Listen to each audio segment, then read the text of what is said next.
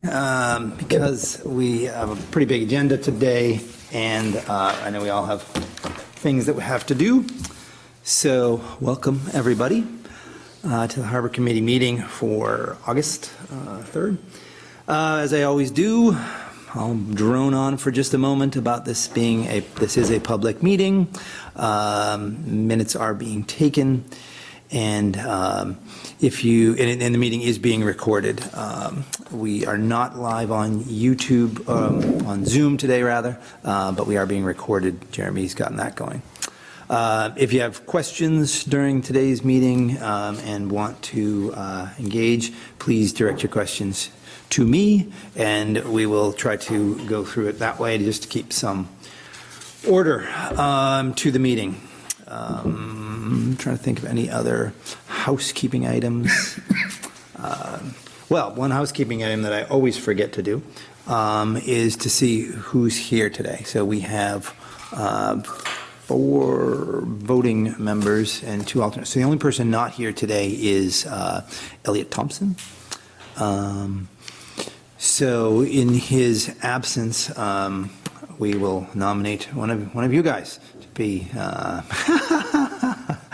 Tom pointed first, so Margie, are you okay with being the voting member today? Certainly. Awesome, thank you. And Sophie Romana is out of town. I don't know if you're aware. Oh, I was not aware. The select board person. Yeah, I do know she's not around. She's in New York. She's in New York, okay. Yeah. So usually she, let me just make sure she doesn't text me. Oh, here we go. Stand by, please. Oh, she thinks that there's a Zoom link. There is no Zoom link.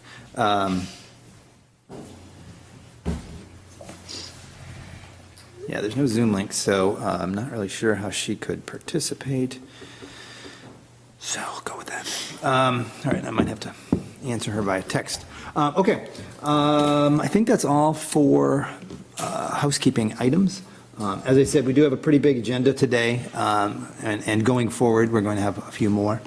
So we should all be planning on that a little bit.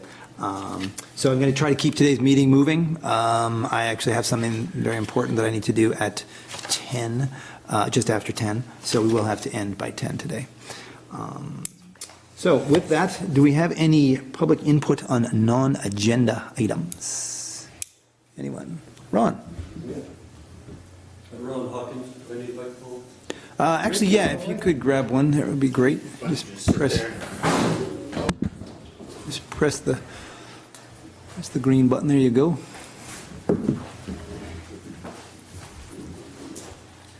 Yeah, I have a issue that I would like to hear about the reasoning behind it. The channel has been substantially shifted from where it's described in the ordinance, and I just would like to hear the rationale behind that change. Can you, Ron, for public input, this isn't a open discussion, but I do want to hear more specifics, I guess, Okay, about, well, yeah. Can you give us a little more on? Let me just... where the channel, which channel you're referring to, et cetera? It's the channel in the Outer Harbor, Oh, okay. and it's described in... What page? It's on page 6. It is Article 1, Section 4A.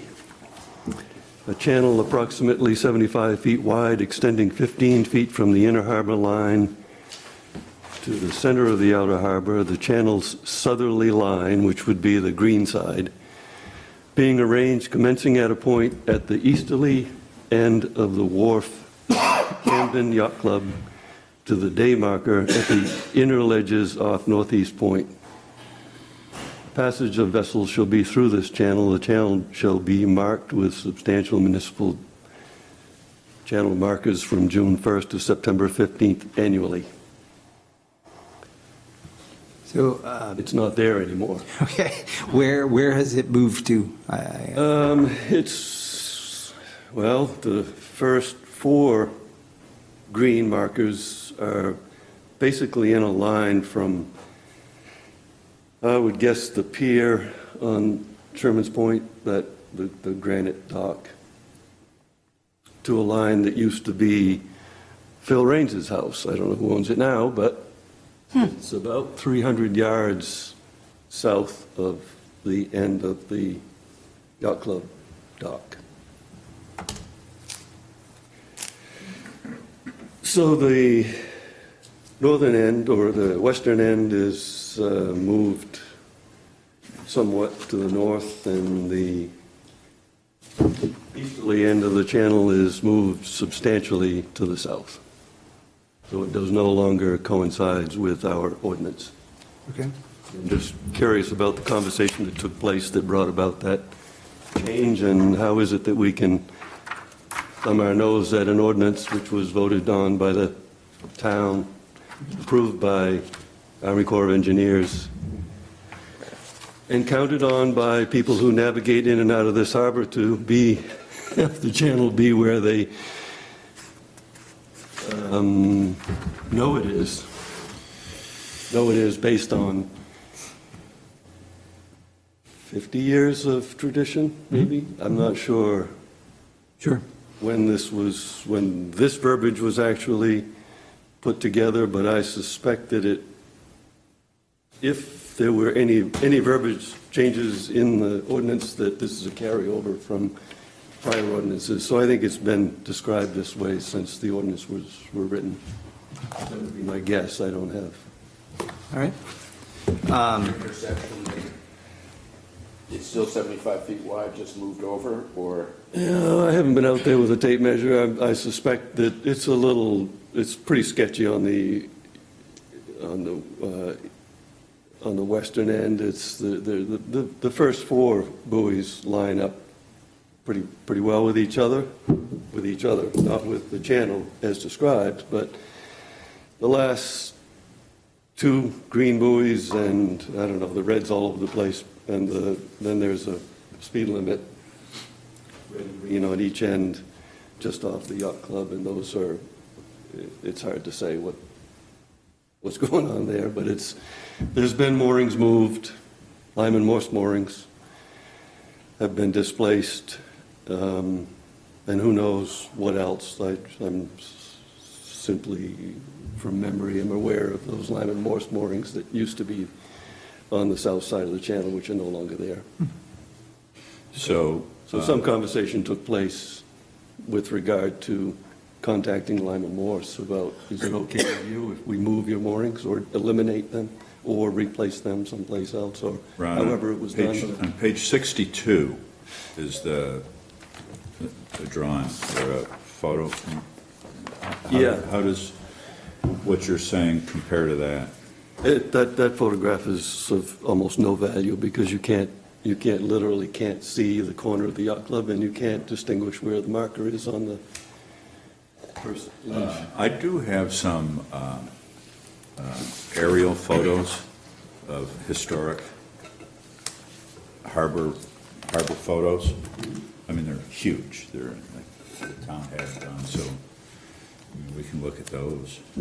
Well, how the channel, I mean, at any given moment was, how the buoys were placed on any given year may not have coincided with this anyway.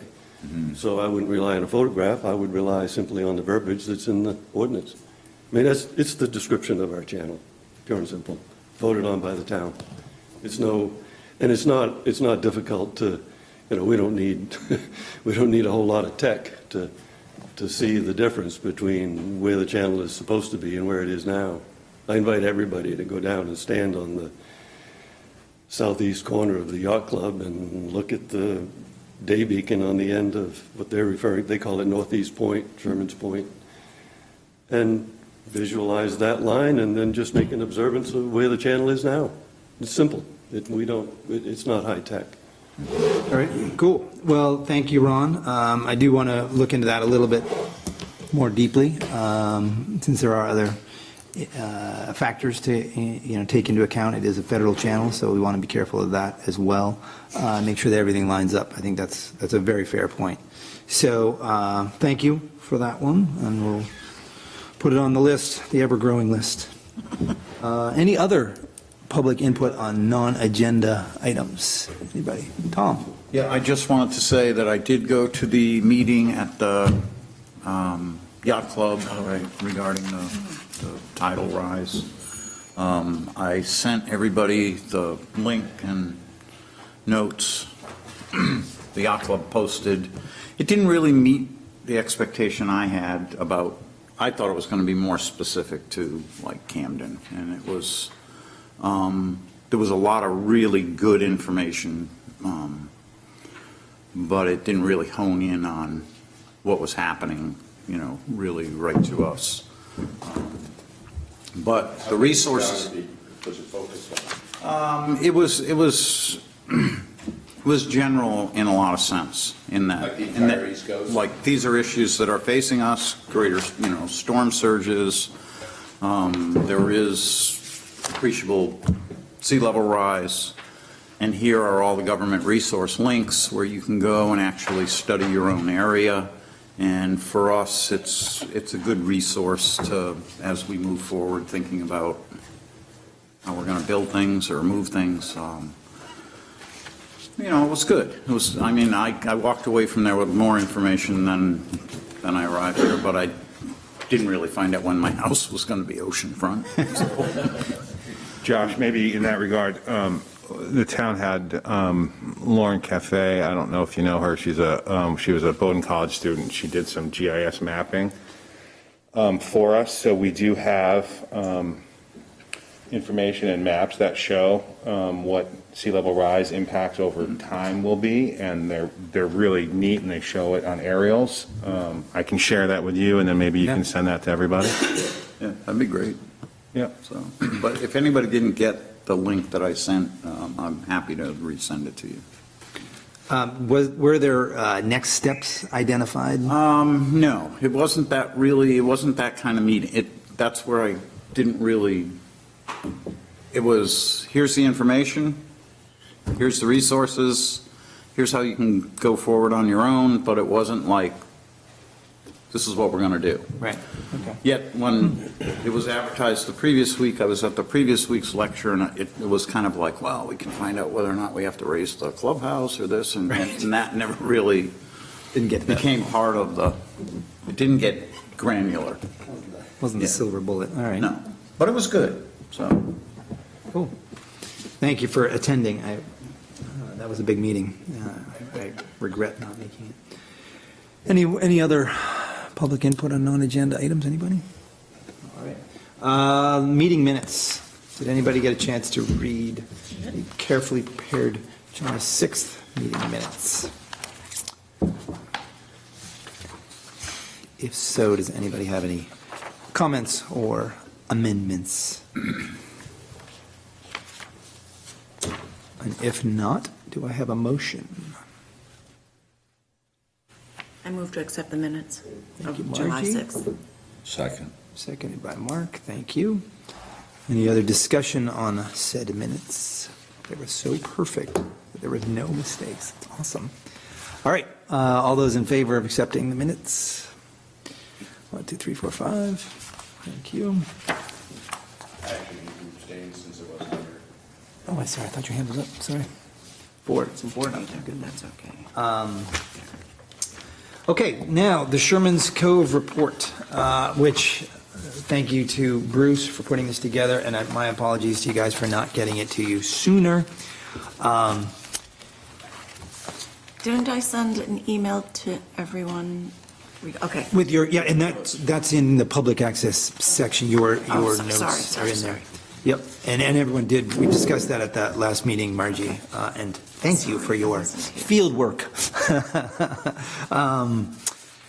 I mean, the gist of this evaluation and this report, and I guess I want to make sure that we're all on the same page with this, is that there are very few actual codified protections for Sherman's Cove, as far as we could find. There's one reference to it, and that's it. So Sherman's Cove, actual citation for that, I'm sure I can, however.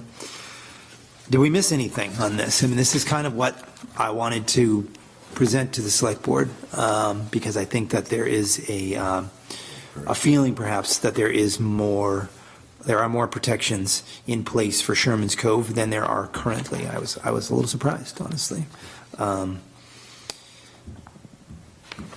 Did we miss anything in our discussions?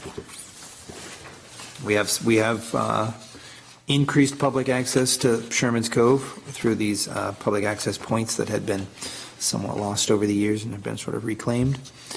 Still more work to do there, but as those public access points are above the high tide line, I think we start to get into other folks' purview, other committees' purviews, other boards. Can I ask a question? Yep. When I think of Sherman's Cove, I think of mud. So where are the mud flats? Because I think mud starts after Marine Avenue. Yeah. Right. It ends before you come around. Is there a sort of because that sort of, when I think about lack of protections, it's kind of like, you don't need to protect mud that much because its accessibility is limited by mud. So Yeah. do we know where it really is? I mean, we don't know, well, I mean, I'm sure we can find out by looking at the chart, where the mud line is. It's not a big area of navigable waters, I guess I would call it, from Marine Avenue over to Sherman's Point Road. That's the line that forms the rigid line, if you will. And between there and the mud line, there's a few moorings, but, I mean, we're not talking a ton of moorings, what, No, 20 or something? I would say less. I mean, at really low tide, there's that kind of like little island that forms. If you guys have been there really low tide, there's like a big mud sand island. It's above water. You could walk on it. People take their little dinghies and kayaks and go hang out there. It's like a sandbar almost. So, what else? What did we miss on this? Anything? There's some conflict, or maybe I'm not interpreting this correctly. In one area, we say that there's no clamming allowed in Sherman's Cove, and then in the analysis, it said no shellfish can be taken from Sherman's Cove. So, which is it? All of the above, or just clams, or lobsters? Good point. Or Yeah, no, I believe it is all shellfish. all shellfish, okay. I can change that. Yeah, let's just say no shellfish. I think another item of information would be helpful is what's the official road width of these places? Because most of them talk about you come down the road and there's probably public access that runs to the high tide line, even if the road doesn't run there. But how wide is the right of way to potentially allow for parking along the side for a turnaround or something? Yeah, I think that for the purposes of this, this is something that's going to come up later. I think we need to be pretty careful about staying in our lane, and I think our lane is, Talking about public access, yeah, that's part of it. is how do you get to the resource kind of thing. Yeah, the Marine Ave is 50 feet. Right. It says it right on it. We have some of those surveyed, and I know we're going to work on doing some more surveys to make sure we know exactly where the right-of-way is and where it goes down once the road ends. Well, because I think that if it's 50 feet, that actually leaves considerable room for making it meaningful public access. Not that you can carry your kayak from town down the street, throw it in the water. The Marine Avenue public access point is actually quite lovely. It has some stone steps and racks for kayaks and stuff. The others that I toured and looked at, boy, you'd have to know that it was there. Right, but is it something that if the town got invested, Oh, they could absolutely. make it? Absolutely. Part of making the racks are great, but if you don't have a place to leave your vehicle, Marine Avenue can you has put on place for your, 3 cars and turnaround spot. The Thanks. some of the others, I mean, Sherman's Point Road, you'd never know that there was public access at the point there. Norumbega Drive is private, no trespassing, cute little sign. It's difficult. I mean, Harbor Road, some of the people who own property there constructed really narrow footbridge to go over a gully, and they've set up a couple of Adirondack chairs on the shore, but not far from the water. So you'd still have to know, and you're certainly not wheelchair accessible, not handicapped at all. Harbor Ave, yeah, that's a tough one. Yeah, that is a tough one.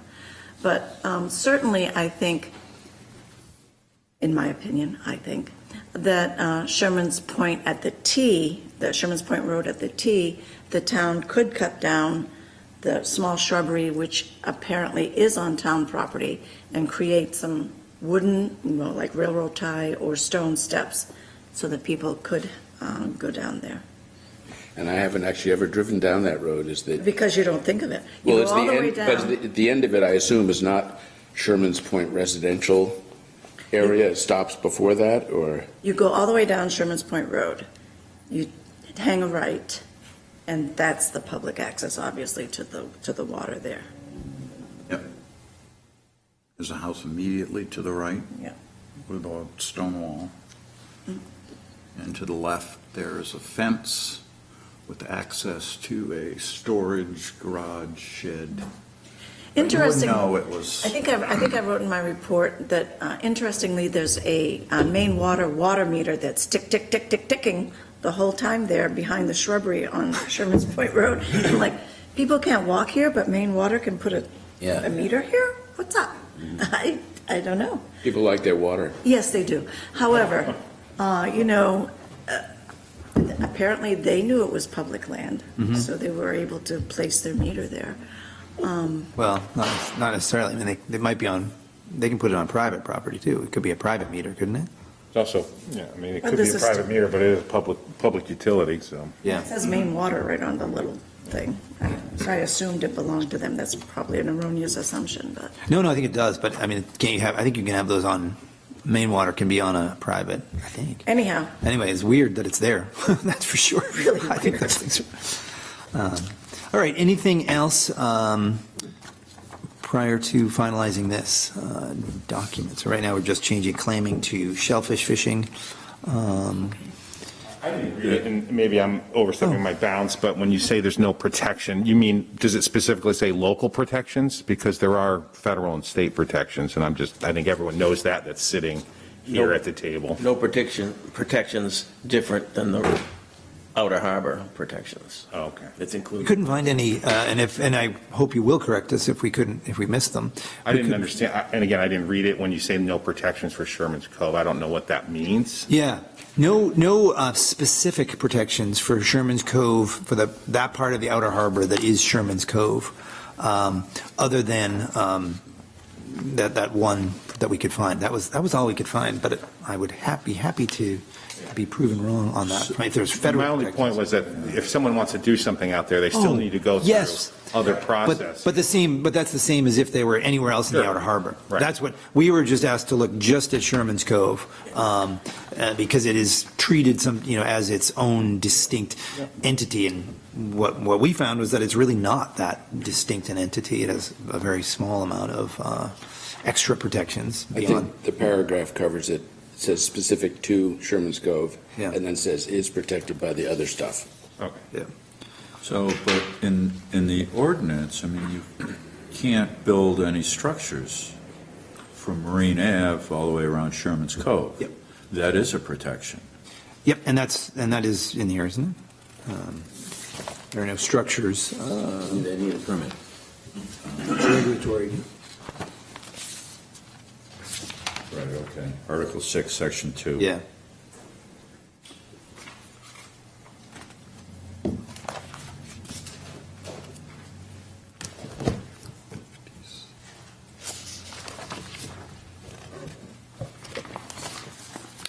Anything else on this one? If not, I would look for, yep. It says no shellfish, and there's lobstering going on in Sherman's Cove, there are lobster buoys there. so, They're inside that line? yeah. Hmm. Yeah, Well, that's interesting. I've been lobstering there. Hasn't hurt me yet. Yeah. I don't think.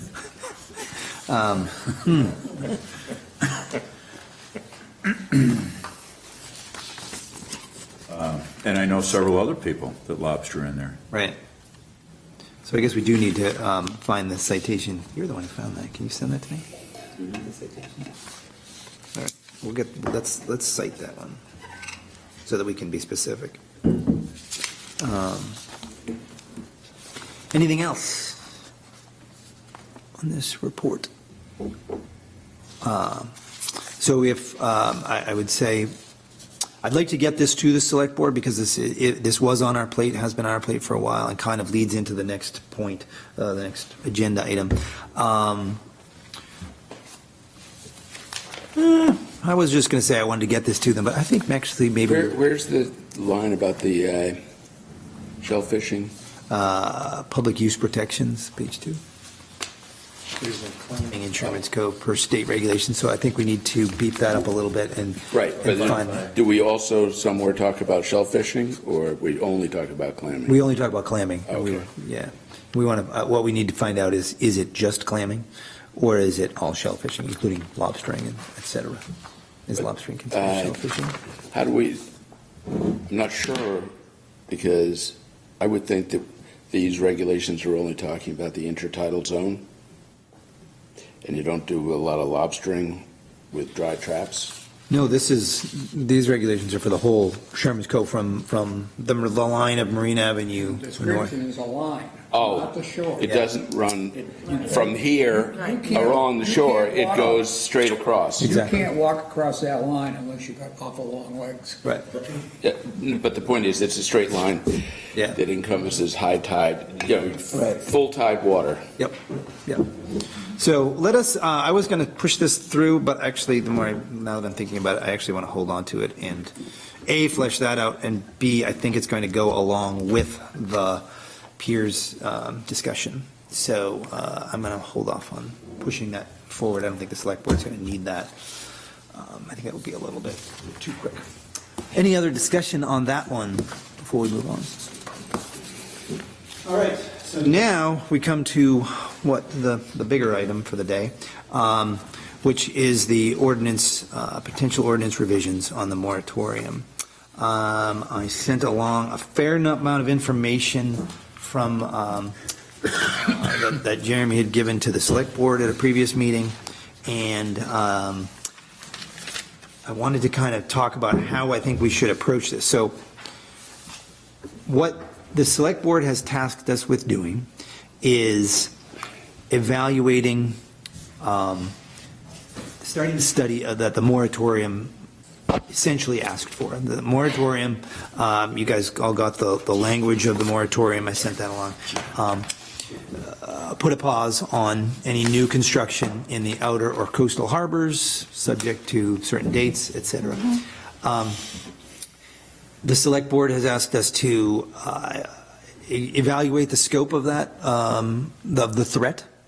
So, and then come up with recommendations for any ordinance changes that we feel, if any, are necessary. Gosh, the moratorium is already in effect? The moratorium is in effect. It is. Until when? It's coming right up. I think it's September 15th? Okay. Yeah. But I So heard it can be extended. it can be. So the effective date for the, It can be extended, but you have to make reasonable progress on addressing the issues. Okay. So you can't just not do anything and just keep extending it. You have to actually work on addressing the issues that were identified in the moratorium. and that's why we're here. That's why we're here. That's why we're here. So the Outer Harbor effective date was March 15th, so and it's 6 months from March 15th. And then because they didn't actually talk, the select board didn't actually talk about the coastal harbor until a subsequent meeting, which was on March 21st. There's two different dates. That's why it's a little funky. But then it's 6 months from the 21st. And yes, as Jeremy said, they can be extended if we're making sufficient progress and kind of going forward. So I've sort of wrestled with how to tackle this. And the select board has given us the advice, authority, whatever, to involve as many other entities as we would like in this. I think it needs to be a thorough review. This is obviously an important topic for the entire harbor and entire town. So I don't want to rush it, but we do, to Jeremy's point, we do need to be making progress. So we can't sort of take our time on this. Josh, I'm sorry to interrupt, but I think it's also pertinent to remember that this is just doesn't apply to piers only. It applies to everything. Right. It applies to Piers. docks, floats, ramps. So I think that you folks should really look at all of those things and not just focus on piers. Yeah, piers, docks, floats, and ramps, and I think they even said, and other structures or something Other like structures. I mean, it's important to know that as a property owner, you've got a right to have a mooring. Right. If you're a repairing property owner, and you could put a float on that mooring. So Yeah, but it also says if you apply to the harbor master, he will or she will, whenever practicable, grant that to you if they want it right in front of their house. Right. So, I mean, I've gone through with the town attorney a lot about that. I mean, I see your point there, but I'm not sure if that's. Well, but during this moratorium, I think that if someone were to apply to you, and they have a Right. house on wherever street, and they apply with this moratorium in effect, I don't believe that you could put that float in. correct. You know what I mean? That, even though they're, so that was something I wondered about when it went through. I was like, from a state, if somebody wanted to challenge it, I think they probably could, which, whatever. So I think in terms of how to approach this, because I wrestled with a little bit because it's a big topic, the moratorium identifies, or in legalese, threats that justify the moratorium. And I think that we should approach this and I want to hear from you guys on this, in three avenues.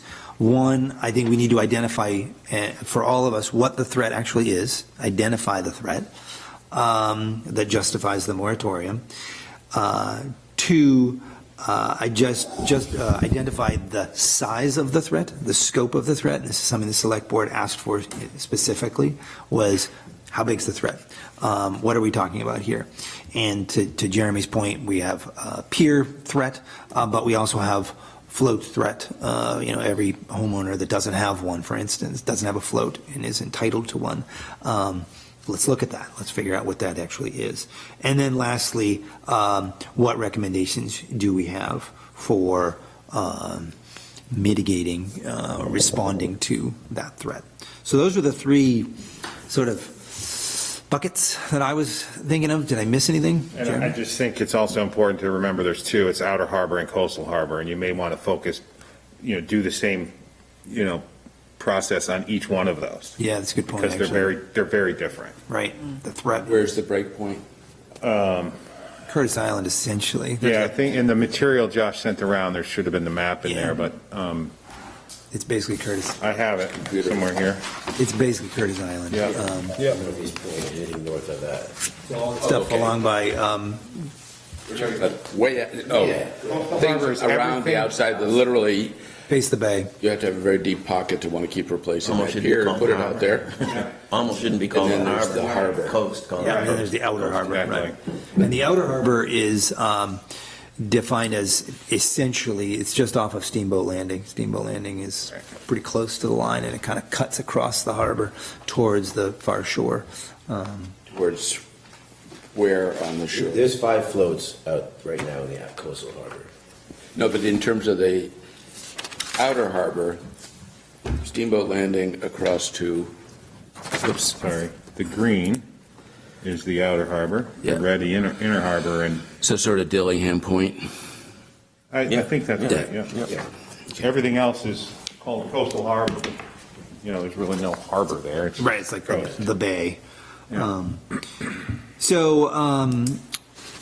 Am I missing anything there by breaking it down those three ways? All right, so we're going to identify threat, scope of threat, and recommendations. Response. Okay.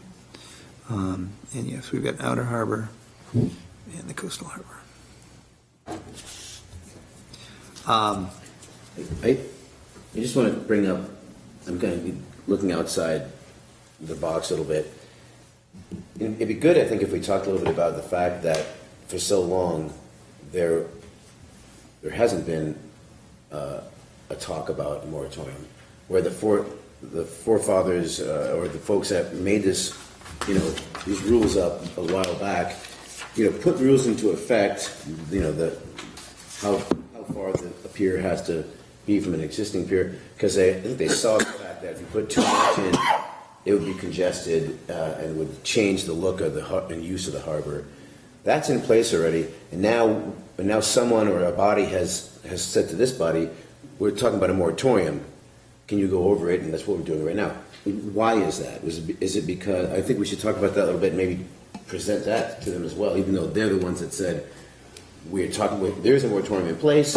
Yeah. But maybe it's because of the fact that the population is growing on the coast so fast, and it's I think a legitimate concern. But I just want to kind of put that concrete, because now if we talk about the coastal harbor, is that the same sets of fears on that? Because it seems that it'd be a lot harder to be congested out there. It's so vast. I totally understand Sherman's Cove. It's so small, but I mean, I think that's something worthwhile talking about. I mean, I think that if you look at the record or whatever of how this came about, there were two piers that were proposed and eventually approved in the last year. One in the outer harbor and one in the coastal harbor. And I know that the select board took notice of that, and it was obviously a lengthy discussion in town, et cetera. So I think that is what brought that's what led to the discussion, and the discussion was at the select board level, and the select board is who proposed putting a moratorium onto the warrant, which was then approved by the voters. So it's sort of, I do want to be clear that this was a select board level decision, impetus. The select board is the ones who started the discussion and brought it forward. But then the voters, who could have all said, no, we don't think this is a threat, said, yeah, actually, you know what, we agree with you. This is a threat, and so we're going to, and I forget what the margins were or anything on the voting, but it passed at the voting. So that's kind of that's the genesis of the threat, if you will. Maybe to clarify, only one of those piers was actually approved. Right. The Sherman pier was not approved by the select board yet. It's in process. Went through Harbor Committee, went through the planning board. They tried to take it to the select board, but that was prior to the vote, and the select board didn't want to hear it prior to the vote. So it went through Harbor Committee, planning board got approved, got all its Army Corps permits, DEP permits are all in place, but it did not get to the select board for their review and approval. It didn't get to them. No. What does that mean? Meaning, does it, have they refused to take it up, or? I would think that by not taking it up, would be a refusal to take it up, yes. Huh, And interesting. so that sat there from, I don't remember when it was approved by the planning board, March, I think. The Sherman Pier was approved in March, and then I think they wanted to get it to the select board. Maybe it was April, I don't remember the exact dates, but maybe it was May even. I think we're like a month away from the vote, I think, is when it was ready to go to the select board. Huh. The select board didn't want to hear it. They wanted to wait for the moratorium to play out. So now that the moratorium is in place, I guess what I'm confused about is, because it says issued by the select board. Correct. Yep. So that is covered by this moratorium. So that this moratorium did put the brakes on that. Yes. It put interesting. Okay. So I'd just like And to they've retained clarify legal something counsel. about all that, They too. did. I mean, as I recall, all this discussion with the select board and what was presented to the voters was based on sea level rise. And that's why the the moratorium was initiated. And that's what was presented to the voters, and then it kind of morphed into this entire development and legalese document that we've been presented with. And I don't think that was presented to the voters properly. Well, I think Maybe. initially, I think the concerns by at least, I don't know how many select board members, but was sea level rise. And that was a focus, but when they said, get working on a moratorium, ordinance language, this was the language that was developed, and it included all those things, not just sea level rise. Sea level rise is mentioned in here, but it's the other things as well. Yeah, when there's, I forget how many, like 6 different threats identified in this. Quick. Sure. So the moratorium, and definitely everyone should read this, because I will agree with you, Mark, and I always feel this way, that what we see in the booth when we vote is this incredibly truncated thing, and it always says, the full text is available at the town office. And when you read the full text, it sometimes is different. And I think in this case it was. Okay, so the town of Camden adopts a moratorium, whereas Camden's outer and coastal harbors are valuable and unique natural but limited resources which are subject to increasing demands on the limited water area. And whereas the outer and coastal harbors are unexpectedly under threat of increased development from pressure from structures such as piers, docks, floats, and ramps serving residential properties. So that's really important, obviously, that we understand this is only residential we're talking about right now. Whereas structures such as piers, docks, floats, or ramps may have adverse impacts on the intertidal zone and ecosystem. So, whereas structures such as piers, docks, floats, and ramps may adversely affect small recreational boating and access to a substantial degree. So we're talking about access.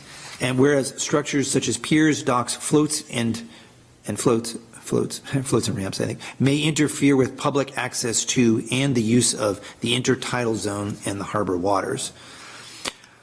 Whereas sea level rise is a significant threat to the outer harbor, coastal harbor, the shoreline, and structures such as pier, docks, floats, and ramps. So there's our sea level rise.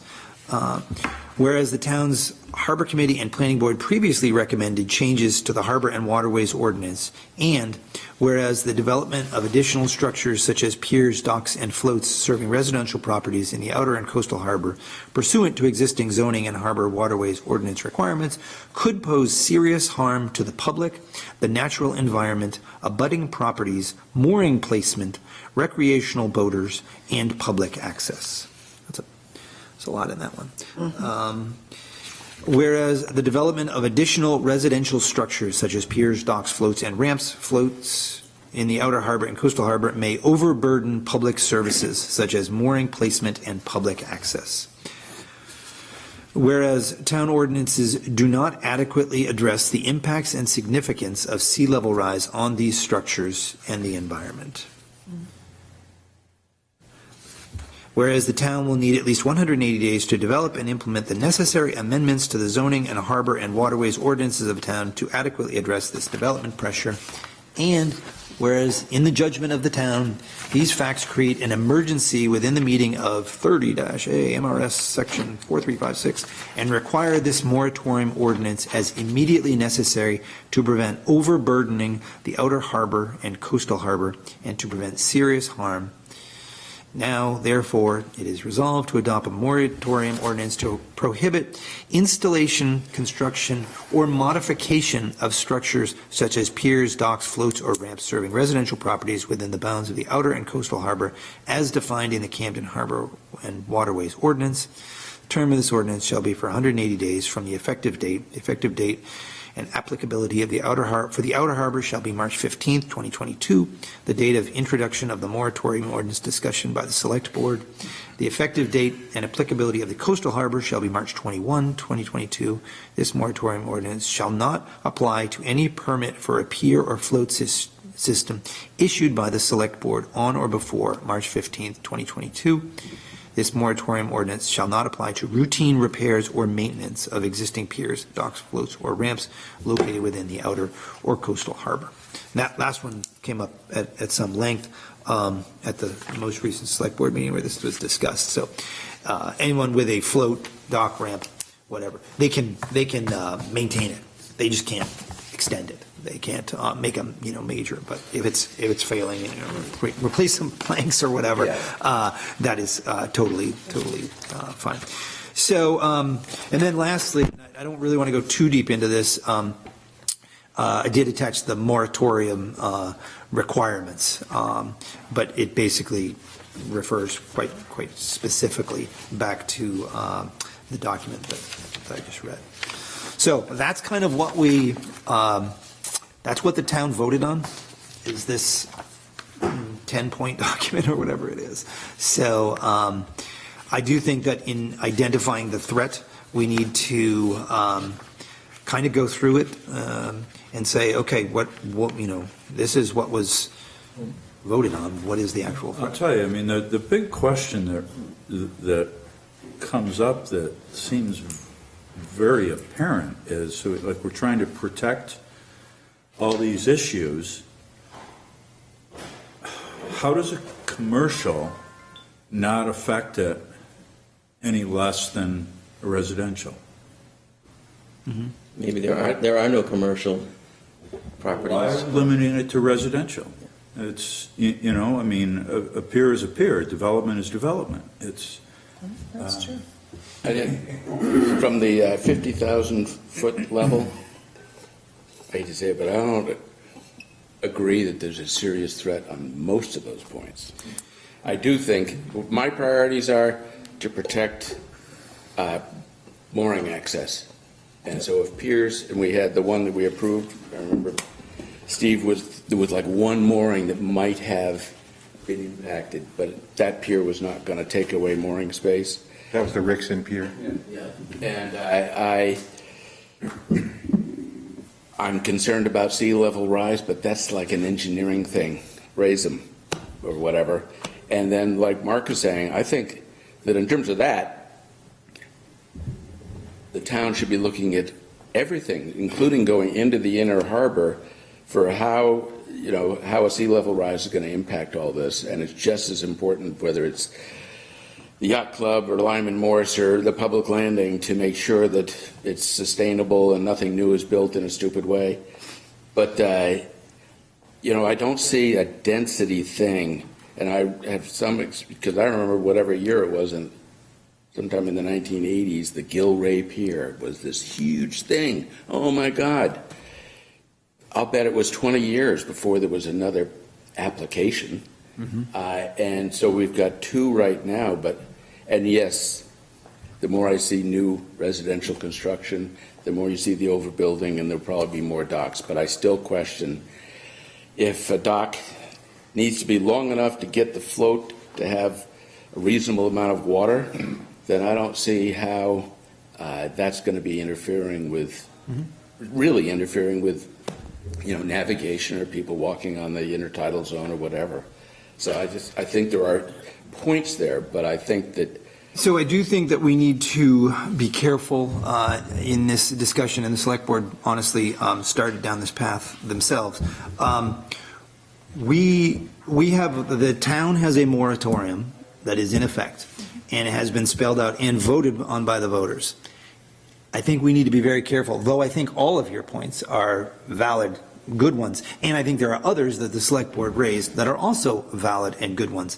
I think we need to, in order to make forward progress on this, I think we need to really restrict our conversation to this, to what is in the moratorium. Oh, I understand that. It doesn't mean we shouldn't have sidebar or subsequent conversations. All I'm saying is I don't think that we need to say that as a harbor committee, we agree with every one of those points and have some proposed modification. Oh, right. I think we should have, here are the 3 points that we actually have traction on, and talk about those. And the sidebar is that in terms of sea level rise, there is not an inch of Camden coastal space that doesn't get impacted by it. Right, so that's why I think in terms of sort of the first identifying the threat, I think that is where we need to go literally through the moratorium. I kind of think the moratorium should be our guiding document for this entire thing. Yep. The moratorium says is residential, right? Yep. So it does not include Steamboat Landing or the Lyman Morris project. Okay, so those are exempted. I just wanted to clarify. Yeah, and it doesn't mean, for instance, there is a discussion at the select board level about the process by which piers are, and new applications for these structures goes through the town. Does it come to the harbor committee and then go to the planning board and then go to the select board? It was a big discussion. It's completely outside of our discussion. Doesn't mean that shouldn't happen along, coinciding with our review. But for what we're doing, I think we need to, in order to kind of stay on track, I think we do need to go through the items one by one, and that's kind of how I'm suggesting we do it. So let's start at the. Can I ask, just, are we assuming as a group that what's written on this paper is accurate? No.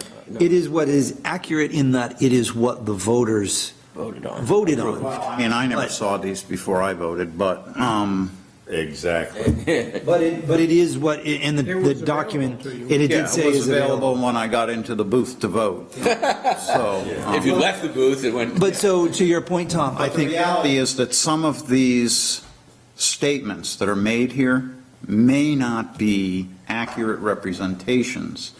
In other words, the premise for the argument that's being made may be invalid. Okay?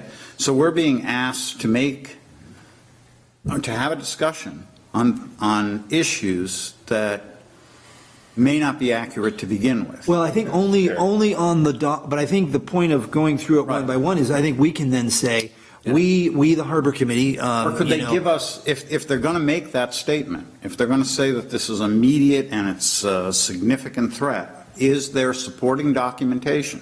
Right. That can be made available to us that substantiates this claim? So I that think- there is. I think what we can do, Tom, is we can go through and say, we, the Harbor Committee, and we definitely need to have discussions on each item, say, we don't find that this one is an actual threat, and so we're not going to. Maybe we don't have all of the. We don't have all of them. So if there's 10 and we say, we found that 6 of them, we didn't find that it is a threat. I don't think We recommend no change. Meet the state, that was articulating it in a way that justifies a moratorium. It doesn't make an ultimate finding of fact or suggestion. So I think we've been asked, I'm just going to make it up. Yeah. What's your opinion about whether residential docks interfere with passage in the intertidal zone in a way that is not currently protected by regulation? Because there are currently regulations about state and I guess us about what kind of cribs you can use and blah, blah, blah. So I think we're just being asked our opinion about, is this issue adequately protected presently? Yep. And if not, what do we suggest get done? Exactly. I don't think we want to act like we're an appellate court on the Actual moratorium Right. language. Yeah, I agree with that. All right, so then, should we, I think we should go down each of the whereases, and just so that we do identify if they are a threat.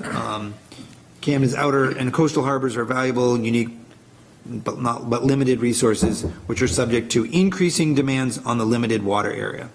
I would argue that is a true statement, that there are increasing demands because there are more people using it. There are, both from the water side and the land side. So I think that is a fair statement.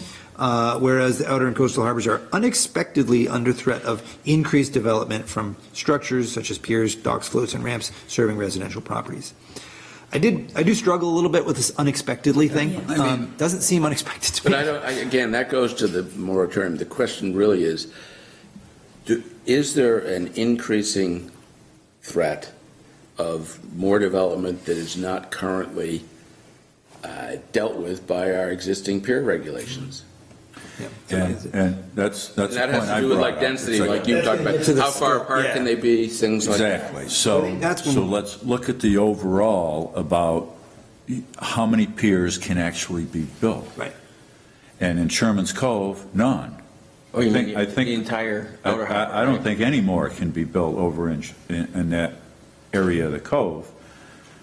But what it will impact is the floats and the land access, Right. which What do you mean we by came that? up with land access floats, where you don't build a pier, you have your float in front of your home that you're entitled to by the state, and you put a ramp out to it. Which there were two of those in Sherman's Cove now. And there are a few areas you can do that. So that I agree, and that's why I'm not nixing this, because I think that, I think we need to do that when we get to the scope of what the individual threat is. I think that is So I think we need to get that answer. I have a question that we might have some expertise in the room about. Has technology increased? Over 40 years ago, when you think about how to have that float out there to get to from the land, has technology in some way changed the equation? So the idea of having stone cribs leading out to a ramp that goes down to a float is no longer necessary. You have other ways of getting Aluminum there, ramps. which could significantly increase the volume of floats. That's a good point. And I think the aluminum ramps, Any opinions in the room? I think we're going to probably tap Mr. Gartley over there in a moment. But let's just keep going. I think we agree that this one is a valid one that we're not going to toss out right up. Whereas structures such as piers, docks, floats, and ramps may have adverse impacts on the intertidal zone and ecosystem. I think that one, the same, I think there actually is a threat there if there are more ramps, floats, just like we saw, land-based floats, then that would have an impact. But I on think the- the question is whether, because I remember that there are state regulations at least, which address exactly that. And you have to get studies about, eelgrass and all sorts of stuff. So yes, there is a concern about that, but is there really a concern that the existing format doesn't take that into account? is that required for floats? Land access floats? Yeah, I mean, they had to get a Army Corps permit for those Yeah. floats.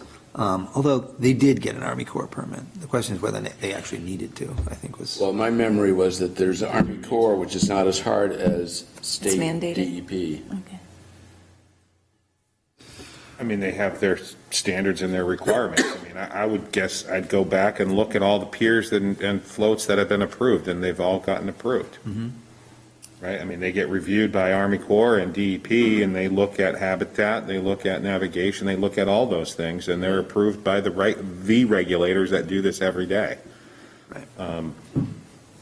Yeah, so And that's, my question is, that point is going, to put it simply, eelgrass and natural stuff, not about anyone walking or using the kayak. Correct.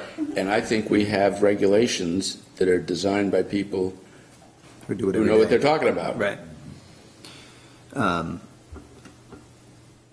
But so, I mean, it says may have adverse impacts on the intertidal zone. I guess to your point, you're saying they may not if the feds are doing their job. Well, it may have, anything you do, Has an impact. quotes, has impact or adverse impact, but is it unreasonable? I guess that's And the. I'm just saying, and my information is very antiquities at this point, but I haven't seen a lot of regulation get less over the last 30 years.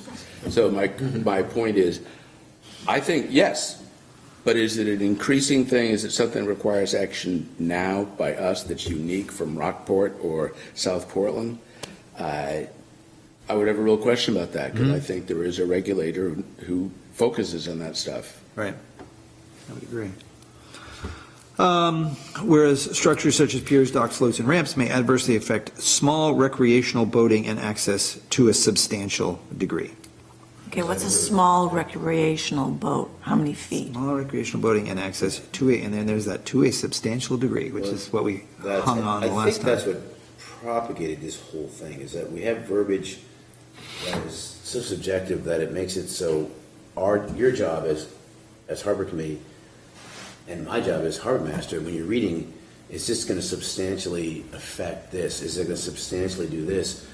We're all kind of like, I think, I'm speaking for myself, when I read that, I get this kind of weird fear, like, deep inside me, like, oh my God, what does that mean? I mean, what does that mean to me? What does it really mean? It's so hard that, and I think Allison and the rest of the committee is like, no, the same thing. They're trying to do the best job they can for the community because they want to protect the harbor. It's such a great place, great thing. And I think that's what propagated this. We have this verbiage of like, what is are these things, if we do get more of these things, and if so, how many? I mean, when is it going to be where people come to us and say, why didn't you stop this?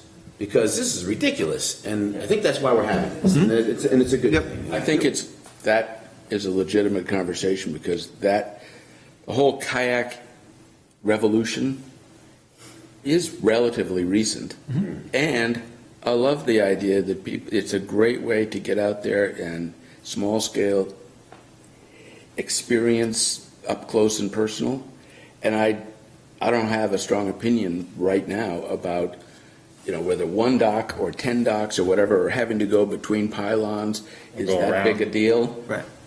Or what? Is that a substantial degree? I think it's worth talking about. Yep, I agree. I think the planning board does this, had this review, and it says the same standard substantially. And I think, as I recall, in the applicant's agent, who I think was Will at the time, and the planning board, when they reviewed it, I think they determined that, in order for a kayaker to have to navigate around this at a certain tide, they would have to paddle, 50 feet further out and come around the pier. And I think in that case, and maybe my numbers are wrong, but I think the planning board voted, one person felt that it was impacting to a substantial degree. The rest of the board felt that it wasn't.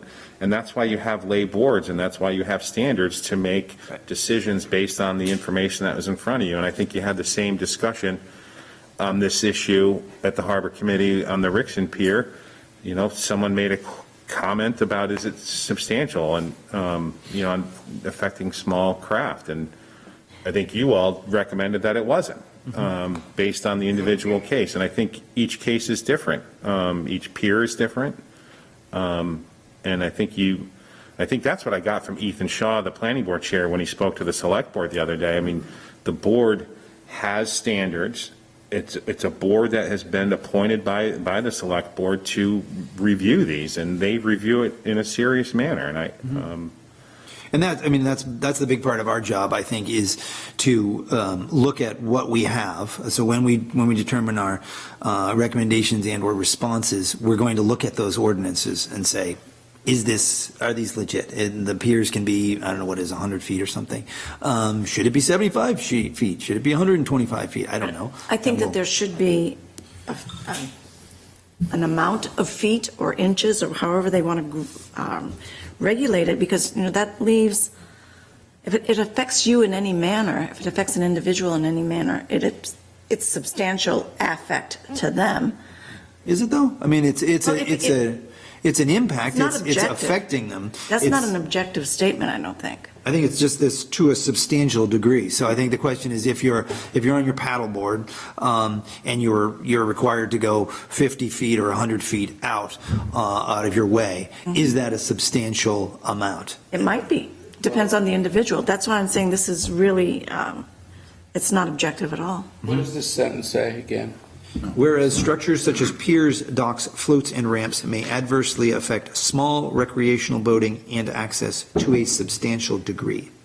It leaves a lot of room for personal interpretation of what a substantial degree is. It totally does. Mm-hmm. Well, I throw an added wrinkle that doesn't really apply here, but it could turn around. Bottom line is, there's a tidal creek on North Haven, Ames Creek, beautiful, 2 miles long, and someone built a dock which comes across the mouth of it. You can navigate around that and go up in there, but it completely interferes with the enjoyment, because what you see, instead of coming out with the ocean beyond and all, you see it's like there's been a dam built across it. And there were complaints about a dock like this down in St. George that I actually had a case involved, which came across a cove, and that ended up not being able to be built, not because you couldn't get around it, but that it substantially impacted Yeah, a substantial degree, whereas, of that area. So, I just think we should talk about, what does this really mean? What sort of because I don't think for the most part, it's a huge deal for someone to go around. well, and I think, Unless it's completely destroying, right, exactly. And I think in that case, you have a pristine environment where there was sort of very little else there. All of a sudden, this thing blocked it off. Whereas in Outer Harbor, where there are already 370 moorings or whatever it is, and several piers already, it's perhaps not to go around is not a. You could, if you think about Dillingham Point and the view to this, you could have a dock there that you can go around, but that changes the milieu. Yep. All right, let's keep moving, because I think the next one is sort of relevant for this item. Whereas structures such as piers, docks, floats, and ramps may interfere with public access to and use of the intertidal zone and harbor waters. So I think that one, we have all determined, because this does not say to a substantial degree, it just says may interfere with public access to the use of the intertidal zone. I think that is a fair statement. I think it's relevant. We found that with every pier, it does interfere with public access, but maybe the structure can be designed in such a way that it doesn't. It mitigates it. But the piers I've seen are designed so that you can walk under them. Exactly. But that's not in this statement. Well, Structures. if you were down in Wells, and it gets to the whole, what is the current status, which I think is still up in the air, of public use of the intertidal zone. So if you're down in Wells and you have someone's pier, like they've built a bridge over the beach you used to like to sit on and look out, then that's actually interfering with your use, even though you can walk under it. You can't, doesn't feel the same. I think in this case, we're just talking about, right, fishing, those kinds of things. I mean, we don't have the right to go down across someone's property just to go sit there and hang out on the beach. Right. You have the right to go down there and fish. In the intertidal zone, you can be in there only if you're fishing, fouling, and Correct. something else. Okay. Navigating. Navigating. GPS for you. Yeah, so there is, there is a sort of belief that you are allowed to walk in the intertidal zone and be in the intertidal zone for whatever you may be. And I do want to research this a little more without getting to the state level discussion. But my understanding is exactly that. If you don't have a fishing pole with you and But I or think a that shotgun, is actually being re-reviewed I know. by the law court. Again, I mean, if you have, I think one of the cases, to even talking about someone with snorkel gear, and that was determined that they were fishing. Yeah, Revolutionary era They were people have snorkel gear. They were navigating with their snorkel gear. But it is interesting. So if you're just walking with your kids and you choose to walk and you're just walking, you don't have snorkel gear, you don't have a fishing rod, and you don't have a gun, then you are not actually entitled to the intertidal zone in Correct. front of these properties. That's my understanding of it. Isn't walking navigating? Is that? Navigating is in a boat or, Or if you're holding a compass, you could be navigating, I suppose, if you're walking. If you're in your boat. you're in a boat, right? Oh, You're sure. dragging, if I you're, think that point actually goes more to the town attorney than the harbor committee.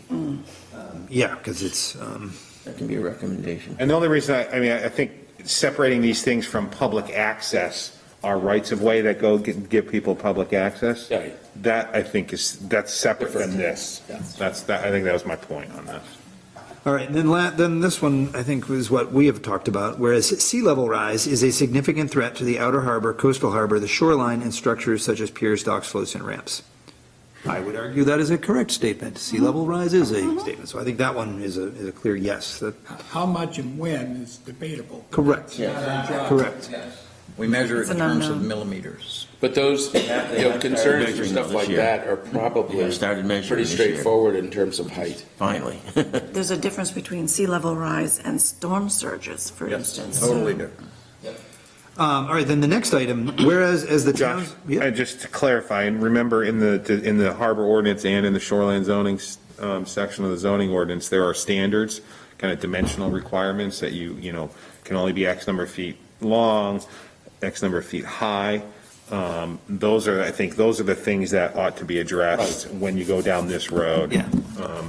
The outer harbor and the coastal harbor have different standards. I standards. think the coastal harbor is much more protected, standards are much more protected for sea level rise than they may be in the outer harbor, because you can go higher. Already Correct. Already are, yeah, they're a little more. You can go taller than the outer harbor. So the next item I did want to talk a little bit about, whereas as the town's harbor committee and planning board previously recommended changes to the harbor and waterways ordinance. That's in the moratorium. So I included it in the packet that I sent along with you guys in 2015. That harbor committee, of which none of us were on that committee. I was there. Not even this Richard guy? did, sorry, that's right. Did come up with draft changes to the ordinance that would prohibit all new piers in the outer harbor. I don't think they included the coastal. No, there was no discussion No, of the yeah. coastal area. That was put forward, approved by the harbor committee at the time and the planning board at the time, and then given to the select board as it was to put forward to the voters, and the select board rejected it, 3-1. I don't think it was ever, I don't think it ever came before the select board. It did. It did. Yep, it did. They Okay. They refused to send it on. which is their right, and they.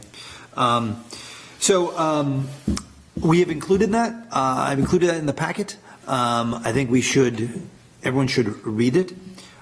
I do have a problem with using it to guide our discussions. I think that that was work that was done 7 years ago, at a very different time, in a completely different group. Doesn't mean we should throw it out by any means, but I don't want it to prejudice us I think we should do our review do our full due diligence with it.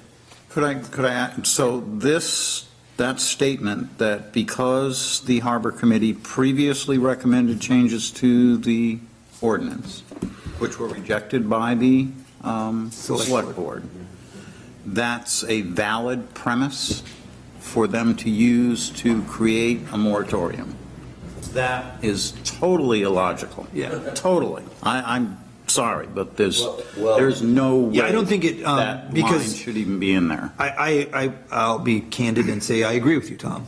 I don't see how that is relevant to this, because this was 7 years ago. 22 years ago, perhaps, there was a different vote that was to allow whatever. Yeah. How far back do you want to go? Well, could you just read that one more time? It says, this is again the moratorium Yeah. language. Whereas, as the town's harbor committee and planning board previously recommended changes to the harbor and waterways ordinance. Yeah, and I agree with you there, but the only thing that I think you should say is that if back then, a harbor committee, which I believe had, 40, 50 years of experience, had kind of said, maybe we should talk about this because we have a feeling that there's too much use here. I think, like you said, don't use it as a thing, but again, don't throw it out. Don't throw it out. I mean, because there's definitely something there to look at. And it is demonstration, I do think that it is demonstration of previous sentiment of concern. So it's when we talk about, increasing demands, unexpectedly under threat of increased development. Well, it's maybe not that unexpectedly because we were looking at it 7 years ago. But I think it is proof that that's why I think this is a valid discussion to be having.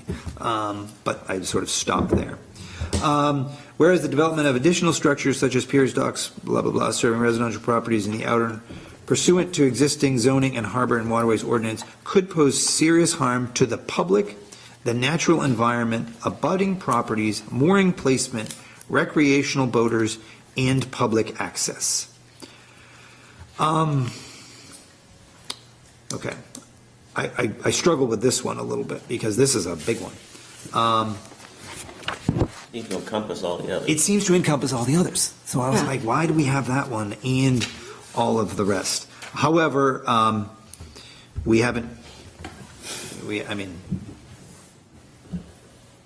It's redundant. I would almost say that we could take that one and just, just address that one because it includes everything else.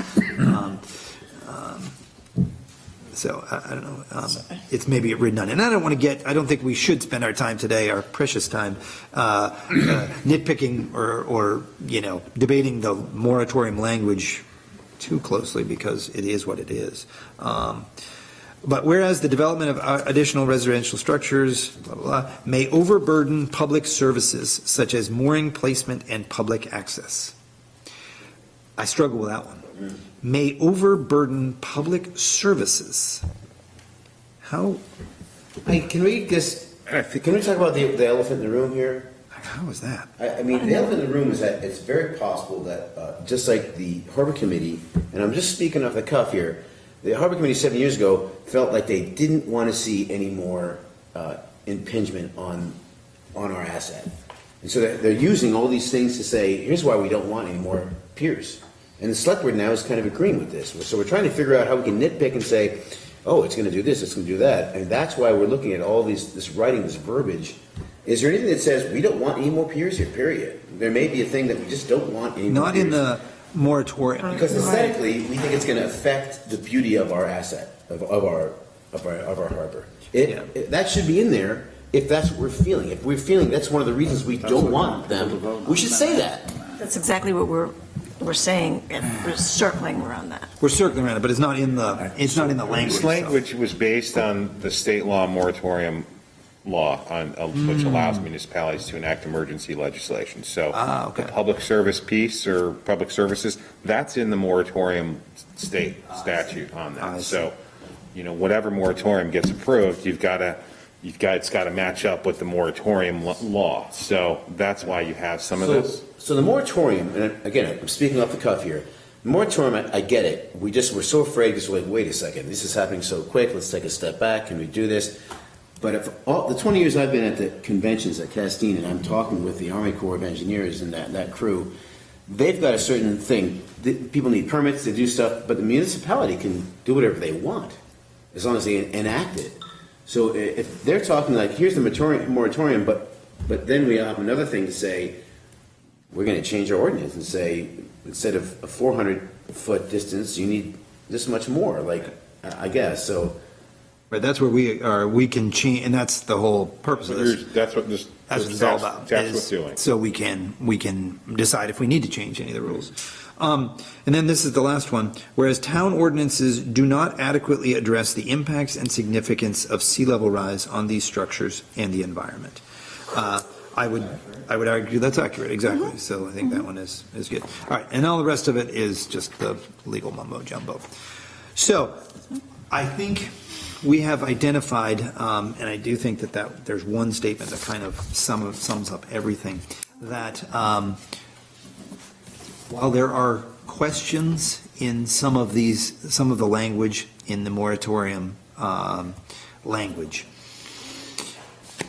it is, there is enough here for us to have this discussion. There is enough here to say, okay, we do agree that there is the potential for a threat from various things, the chief one being sea level rise. But while we're using that, we may say, okay, are we impacting these other public access, such as I kind of break it down into four things, right? Density, habitat impacts, public access, and sea level rise. I think those are the four. Sorry about that. I think that's reasonable. Right? Just saying, sea level rise. Density of them, habitat impacts, public access, and sea level rise. And sea level rise would be, are our development standards adequate enough to allow someone to construct a pier that allows for sea level rise? So,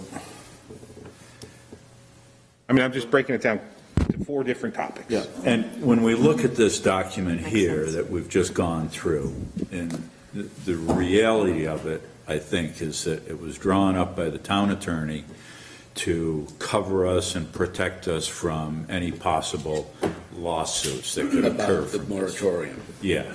During the 180 days. So to go through them all, it's just legalese crap. And And that's why I break it down to four things. Exactly. Yep. it's true. Well, it's partly the old recommendation and partly what Steve said, that, there are those 4 categories of details, and there's a part of me that thinks, well, if we went through those 4 categories and figured it all out, then you're recognizing property rights that somehow, you should be able to build a dock if you don't screw things up for everyone. But there's another part of me that doesn't quite say you have to flunk all of those before you get to we shouldn't have any more docks. Because that's sort of like, I don't know, a much more general question. What do you want the harbor to look like? And this goes to all sorts of things, including the Lyman moorsing. What do you want the harbor to look like 30 years from now? Do you want it to be loaded with docks that have gates on them and areas that are sort of segmented off? Do you want to have just the old-fashioned Camden Harbor that people remember, for the last 50 years or more? And those, that is different from, well, does it necessarily impact on the moorings? Does it necessarily get in the way of a kayaker going? Those are details. There is still a big picture of what do we want the harbor to look like.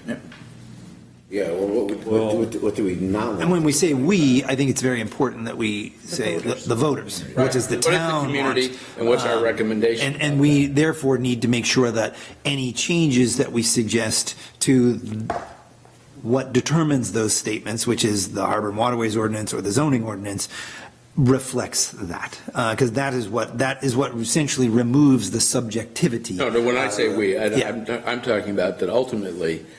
Right, what does the this goes town back to want? voters, and what is the town, not the town officials, but what does the whole town. community Correct. want the place to feel like? What this moratorium tells me is that what we voted on is that we want to protect the expansion of commercialization of the harbor and eliminate residential use. That is That's what it says. technically what it says. Well, It doesn't actually say we're going the other direction, but it intend to says, say that, but I think you also got to look at the lots that abut the harbor, right? I mean, 90-some% of the lots that abut the outer harbor are residential lots. Did you say Outer Harbor? Yeah. Outer Harbor. So, I mean, you're not going to get any commercial piers in there other than Lyman Moors. One commercial property. I'm just, when we're talking about density, But under the planning and zoning board ordinances of the town, the density of the Outer it's Harbor already, could be increased. I think They there's, meet the in the outer requirements. harbor, I think there might be just one, and there may be. So, all more right, so confusion. let's, Potential so let's, increase in density, though. Only one. so let's get back on track with that a little, and I like Jeremy's four things, because I think we can use those in each of the 3 categories, if you will. I think that we need to identify this threat, which we have, to some degree, by going through this document, identified what we, this committee, consider to be valid threats. Some of them are in there.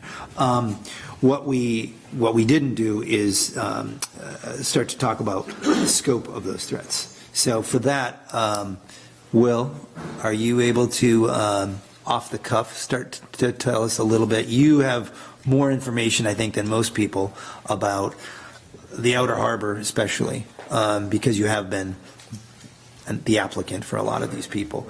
So we're talking about, is it one pier, let's talk about piers, at first. Do you mind coming up? Can I put you on the spot, or, and we can do this in a subsequent meeting, but, and I think we will, but I'm trying to just get a sense of what are we talking about here? When we talk about piers, let's just talk about piers first, and then we'll kind of go down the list. When we talk about piers, my understanding, and I've heard it from other people, is that they're somewhere in the range of like 3 or 5. Yeah, I think it might be 4, and some of it depends, because of the way your ordinance is written, on who goes first.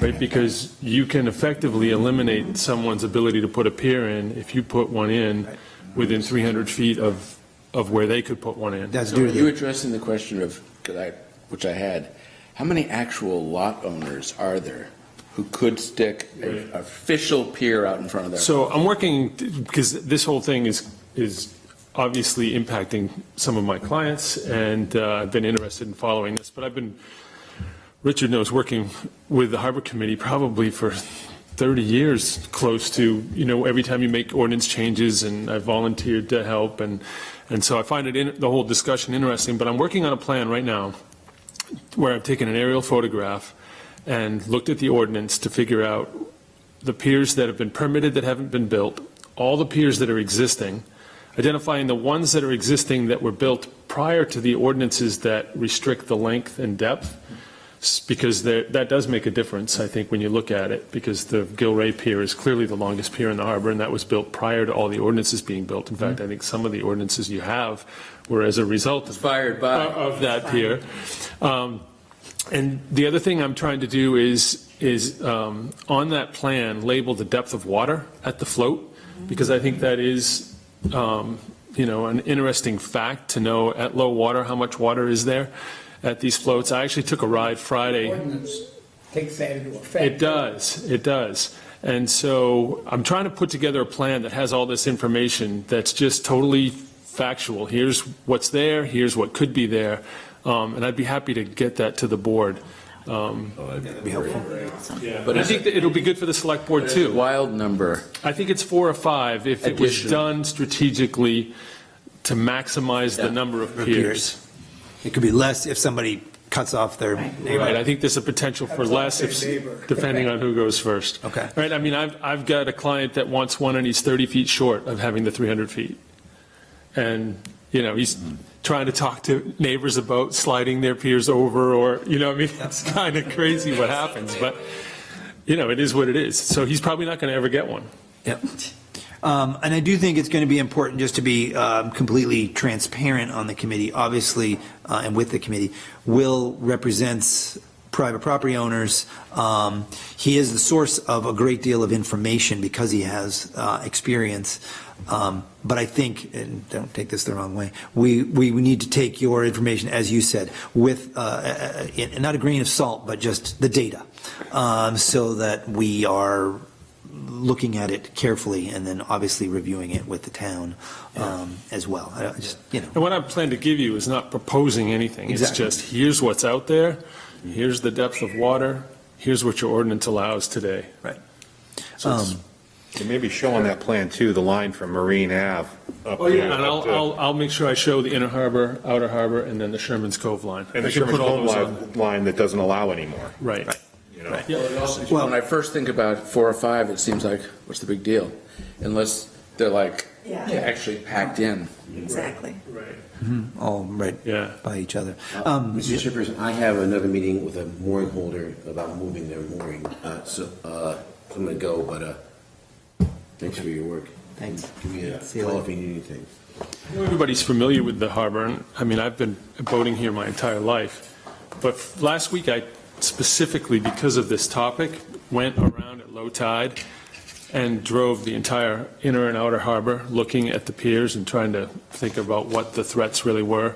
And it's worthwhile to do that with the purpose of your discussion.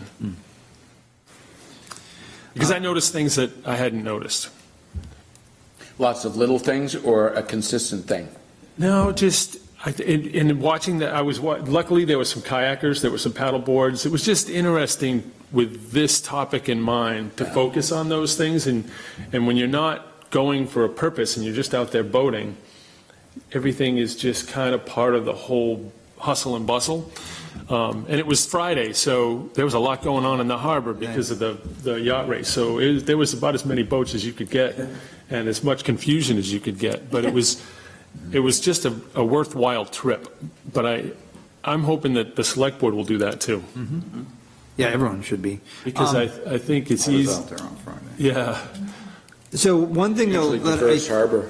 I think we need to be careful of, and I did it starting the meeting. I think I called this the piers discussion. This isn't the piers discussion. This is the piers, docks, ramps, and floats discussion.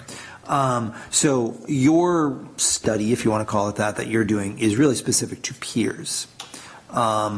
we will have to have another data set, if you will, that will be floats, and that will be, that will have to take into account. So I'm looking to you, Jeremy, because I think we're going to need to be able to identify all of the property owners on the outer and coastal harbors, and say which ones have floats and which ones don't, because then the same discussion may come right back up. They don't want a pier, but they want a float, and they're entitled to one. So that's going to get Entitled it. to one. And so that's going to get into our You're density. entitled to a mooring, and you're entitled, as I understand and talking with the town attorney, you can put a float on that mooring Right. for your boat.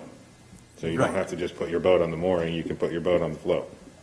Mooring, float, and then you tie Yeah. the boat to the float. Yes, yes, I think you can do that.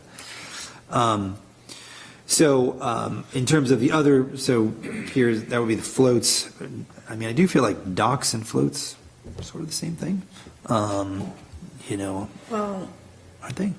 isn't a dock anchored somewhere, and then a Yeah, float dock's can just defined have in an, Dock is a pier, Right. Well, well, A dock is or defined different. I believe. Tell to me, them. a dock, to me, my interpretation of a dock is something that is attached somehow to a point of land. And a float is something you have out in the water with I don't know, some kind of anchor. I agree.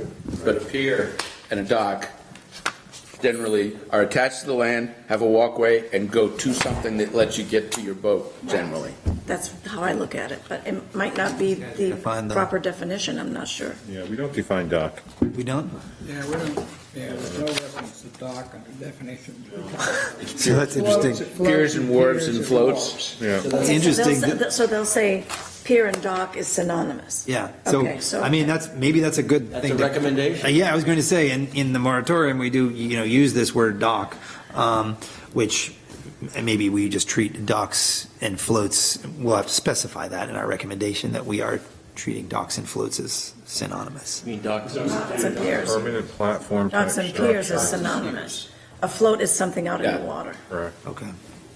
You got to change your matrix on that. Because, I mean, the way around that, if you didn't do that and you weren't allowed a pier, you could do like what they do at the head of the harbor for the schooners. You just put a row of docks out there that ground out. Right.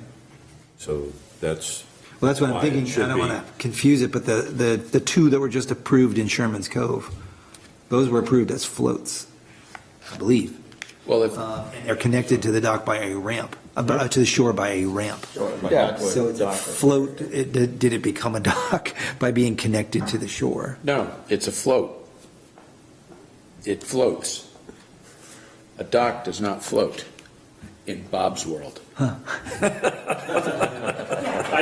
think in Yeah. our world, we would never consider, I would think of the dock and the pier are more synonymous. Yeah. Correct. Yeah. Yeah. Float is different, and a wharf is usually parallel to the shore, Right. not A perpendicular. wharf is what you have Right. where the boats come in and tie up. to Yeah, it, right, that's and along it's- parallel to the It doesn't shore. stick out, it sticks along. Right. An appendage.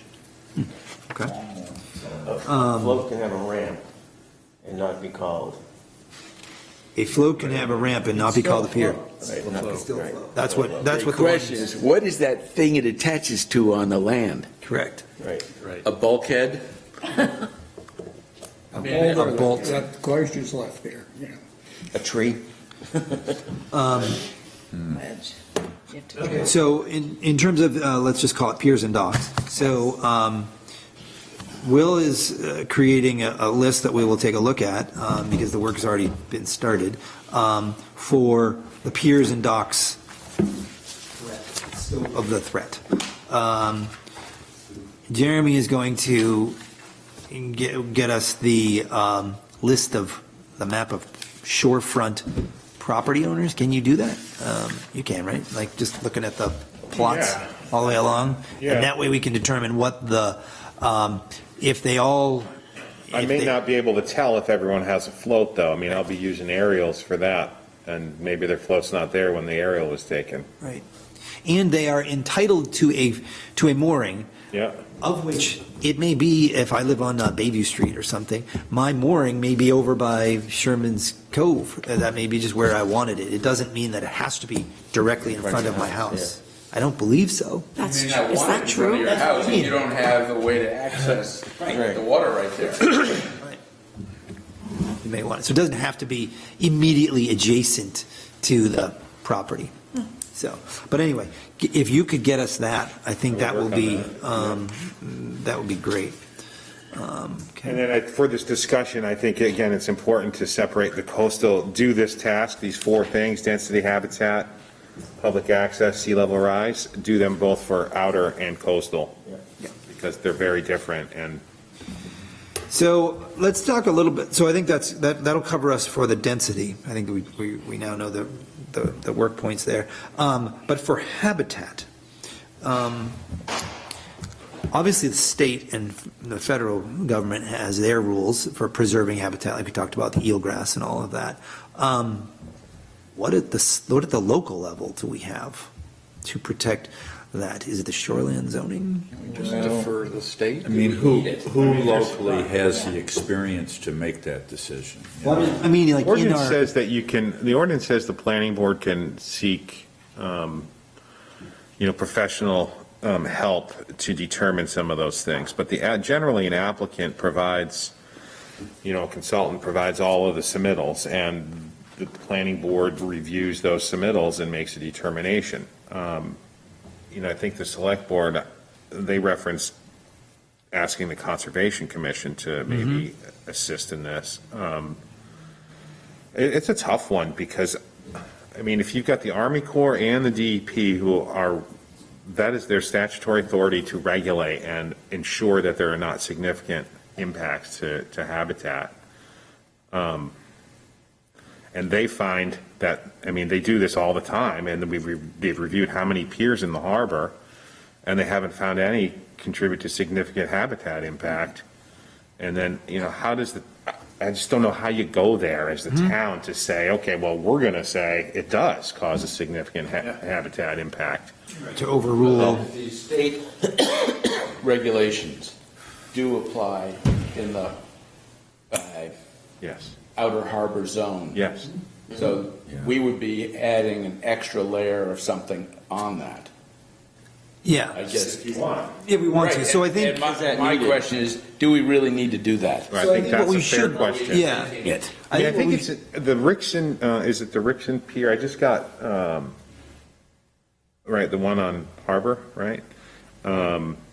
I just got a copy of their final DEP permitting because they just did an additional, they're doing some shoreline stabilization. And I think it might be worthwhile for the board to read some of those kind of DEP permits because they go into scenic character, habitat, they go. Migration, all They that. go into all of that stuff in their permit document that they issued a permit on. Because in this case, they're putting, granite cribbing and impacting X number of square feet of the floor of the, the They tile. take it really, I couldn't believe various piers that were essentially like our coastal piers would be. And you think about a 20 by 20 foot footprint was going to somehow significantly impact the whatever they were looking for. It's like, are you shitting me? There's like miles and miles of open shoreline here, and So you're you going to start miss putting 20 feet. 100 of them in. Yeah. Yeah, well, the word. But we'll know each one. So do you have access to not the shoreline zoning, shoreline stabilization one, but the DEP's permit that they issued showing all the reviews for the Rixon Pier? Do you have yeah. that? Can we get that? All public document. Or can you send it to us Yeah. if you have it at your fingertips? Because that way, I think that's a great idea. Because I was like, how do we research what the federal and state level is? So let's see an example, or a really recent one, of what they did. So then we can all go through it and say, May be okay, adequate. it may be, and that's what we need to determine. Is this adequate, or do we need to involve the Conservation Commission and others and But then the say, Conservation Commission may not have an expert in this field, right? So I mean, they're. refer to the I state. said may, it may or may So not. the way I've seen it work at the planning board is that it's in the ordinance, the requirements are in the ordinance, that it does not adversely affect. So the planning board looks at it, they look at DEP's report and say, based on DEP's report, we find the finding that it does not impact, so. But I think we just need to determine, because we may look at that and go, oh, they looked at X, Y, and Z, but they didn't look at G. And we may say, oh, actually, I think the federal and state level is not sufficient. It's a good It may happen. basis. And so then let's look at that and make that determination. Well, then, So, but when we start inventing our own matrix, it means you have to invent the matrix. You can't just say, well, we look at that, and if we don't think it's enough, you got to have, discernible language that can be applied, not just in this application, but in all the ones that come after, and that is a royal pain. Not just a pain, I mean, it's just hard, I mean, It's hard. it's hard. so I think we should look at that for the Rixon Pier, and to your point, inner and out, or outer and coastal. They also have their permits for the Sherman Pier. So can we get that one too? So, I mean, it's a public document. Yeah, we can get The it. reason I brought this up was because I was you walked away and the habitat impact question came up, or like, how do we assess that and review that? And I just brought up DEP's reviews. I thought you read this 10-page permit Yeah. document that goes into all of their review criteria. Right, no, I've seen it and that I've done all it. is completed before the town moves forward, so that we could, maybe the language already already done. They exists. already have it. That, that before the town signs off, 90% of the the time. state DEP has been completed. That's a requirement of the application to the town, that you If get it your doesn't- permits. If it doesn't, it's always contingent upon it. on receiving those. Right. But so the state, when we submit an application, they then distribute it to the Department of Marine Resources and Inland Fisheries and Wildlife, and they get comments back. Right. And then if there's any, which there often are, there's sometimes comments or there's sometimes requests from them to tweak something that they think might make it better, then we get the chance to make that change and then resubmit. So that process happens before we come to the town, so that when I come to the town, I actually have met what they've asked. Right, I can say check. And we usually have the letter from IF&W, from Department of Marine Resources, in addition to DEP. Then the Army Corps does the same thing. They have their federal fish and wildlife and marine agencies. So they have a lot, my memory of these reviews is the state is a detailed habitat review. The Army Corps is more focused on like navigation interference and stuff. The Army Corps itself is, but when they send it to their other federal agencies, those agencies are focused on the wildlife and habitat. And they have a actual role in the Army Corps process? Yeah, in fact, we did one in Rockport, just as an example, that the guy was building a house, and at the same time he started building his house, an eagle started building a nest in the tree. This is back before when they were still listed as endangered. And so he unknowingly videotaped the progress of his house and the eagle's nest. He just thought it was cool that they were both being built at the same time. He then applied for a pier. Scrub his phone. And the Army Corps rejected his application because the boat coming in and out of the float might disrupt the eagle that was 30 feet from the house, even though there were so many lobster traps and diesel lobster boats in the same area every single day. So it ended up being this big legal battle, and it wasn't the Army Corps, it was the other federal agencies that were trying to protect eagles that fought that pier. Eventually, he got it, but it was the fact that he videotaped and he had that evidence that the eagle didn't seem to be bothered by noise because it was 30 feet from the roofers. For the roof, He had pictures of his roofers Bam, up there bam. going like this and the eagle building the nest at the same time. So I think, I just want to be clear. There is scrutiny. Yeah, and when we look at those two, the Rixon permit and the Sherman permit, I just want to be very clear. We're not looking at those permits specifically. We're looking at the type of, they're just examples and they're recent and they're both harbors, so that's why we're looking With the at that. idea that if they look comprehensive, then we will Right, the stop names, worrying about new the names and regulations. specifics of those individual applications are actually irrelevant. Those, So, I can package those up and resend them to you. I mean, it's public documents, so I'm just, you guys can We've help already us by, submitted them all yeah, to so. the town anyway. All right, let's, now, public access. Let's think of how we're going to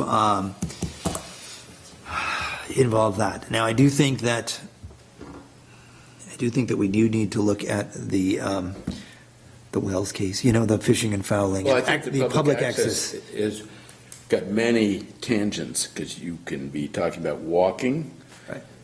kayaking, moorings, visual.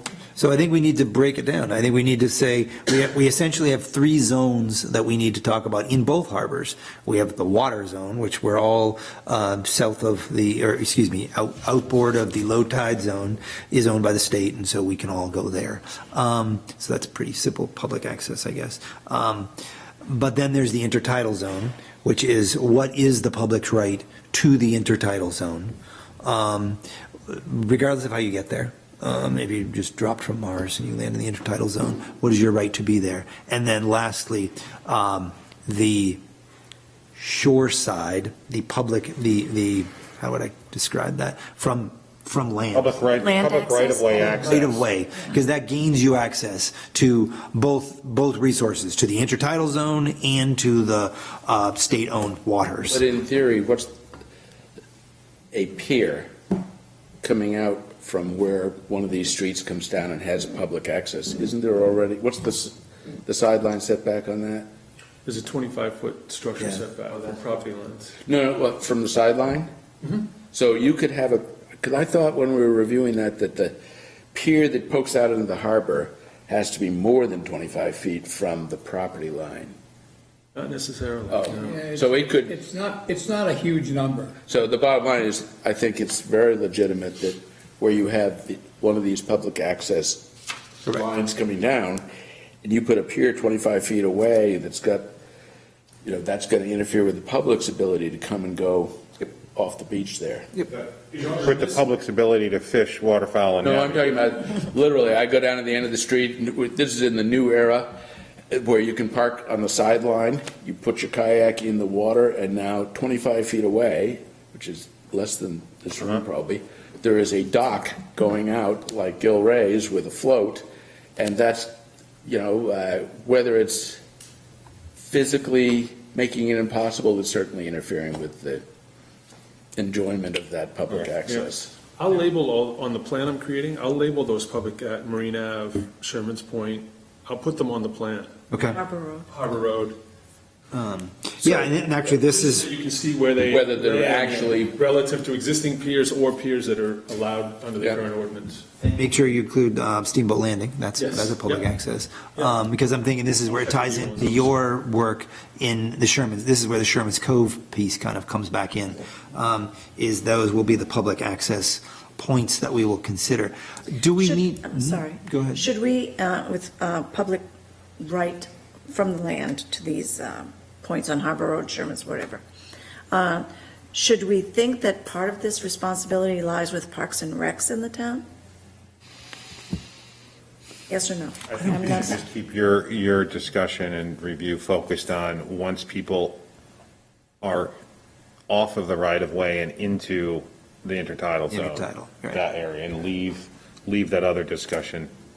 To the planning Where board. the possibility Right. that the town might create some parking spaces or something. Right. But I don't think I think we don't want to go up. We have to get in the park. We don't want to go up onto dry land, really. I think that's really the issue. So this was the only one at this point that I was considering talking to the planning board, but I don't think we actually need to get the planning board involved in this one as of yet, because we're, like On I public said, access? Yeah, Yeah, I don't think. because that's- we're staying I in, don't think that's necessarily their purview. we're staying in the mud.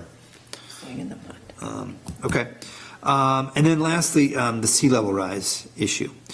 So that's going to get into the standards. That's going to get into the specifics. Yes. It's kind It's of going to be the, the easiest question. a little bit, yeah. I mean, because nobody's really going to disagree. They may disagree about how high the water's going to come or how soon, And when. but it's like nobody really thinks, no, I want to be able to build my dock too low. Right. I want it to wash. I love that sense of surge. I want to feel like I'm swimming while I'm. I want to fix it every year.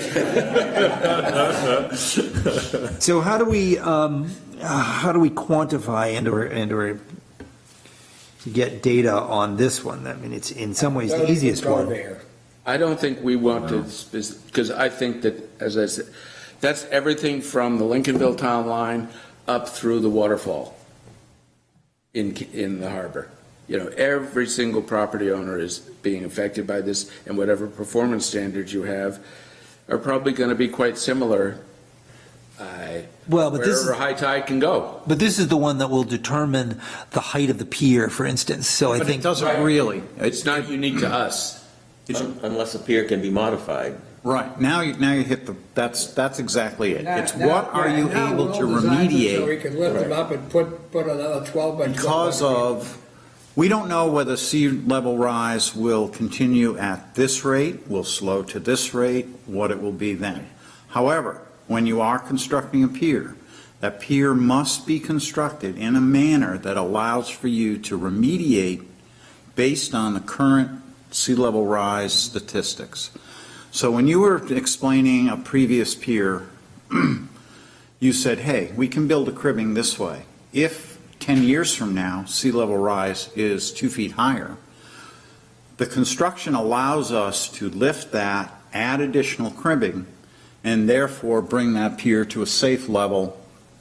So if you have construction that allows you to change it over time, it's not, I got to rip it down and start again. Right. That we may want to make a recommendation that says all future construction must be done in such a manner as to be able to remediate Based on sea level based on rise. sea level rise. So then- that there's flexibility going forward. It's not just, this is it, this is what you get, you either rip it down and start all over.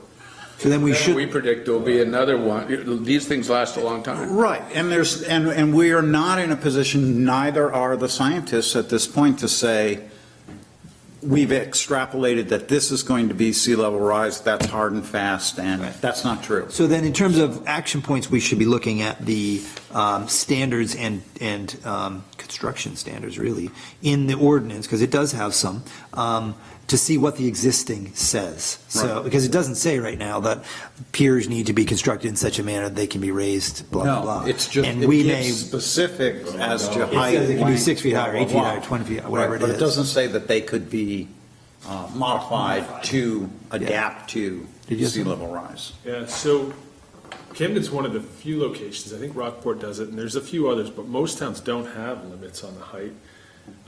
They let it just happen the way it normally happens. People aren't going to want to build them overly high, because then your ramps either have to be longer or steeper at low tide, so there's always this balancing act. I like what you're saying about, you've got to say that they should be constructed so that they can be lifted, but I do think you still need to address the current ordinance, which is way too low. Which is, yeah. Because right now, you've limited that. We put a cap on it. You put a cap on the height above mean high water, which means that during any sort of storm surge, the underside of the structure is always In the getting water. hit. So I'm And- curious, the docks that are made with Pilings? Would they be remediated up 3 feet, or you're sort of screwed because they come up to a spot? They come up to a spot, so we're actually lifting the footbridge in Booth Bay Harbor. Anybody's familiar with that pedestrian bridge that crosses the harbor? And they wanted to raise it because that one does get hit with the Yeah. storms.